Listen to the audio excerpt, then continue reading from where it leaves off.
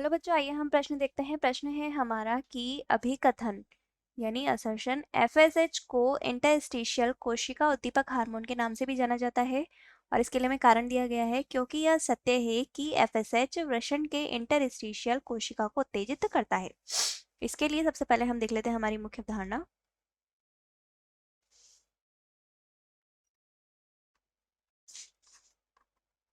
जिसमें हम हमारे दिए गए अभिकथन और कारण के बारे में देखेंगे।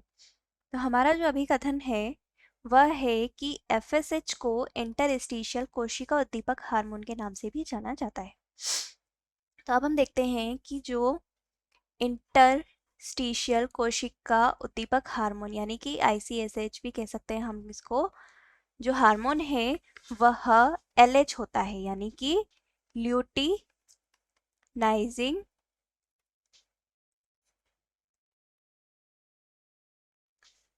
इसको सही से लिख लेते हैं,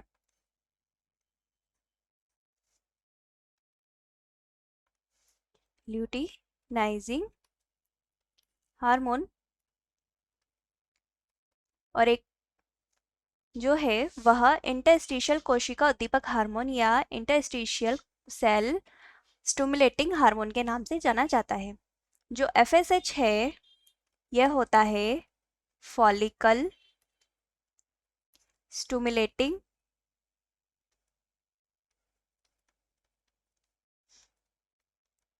हार्मोन।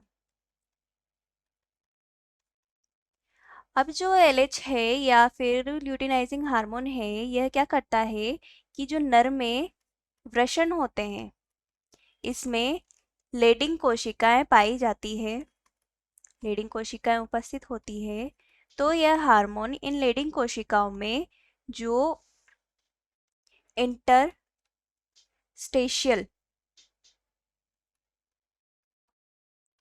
कोशिकाएं हैं इनको उत्तेजित करता है, जिससे कि क्या होता है टेस्टोस्टेरोन हार्मोन का स्त्रावण होता है और इसके अतिरिक्त नर में द्वितीय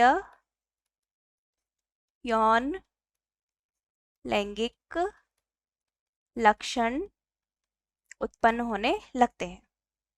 अब इसके बाद जो FSH है ये क्या करता है, यह वृषण में शुक्राणु निर्माण को उत्तेजित करता है और मादा में जो अंडाशय है उसमें अंड निर्माण को उत्तेजित करता है।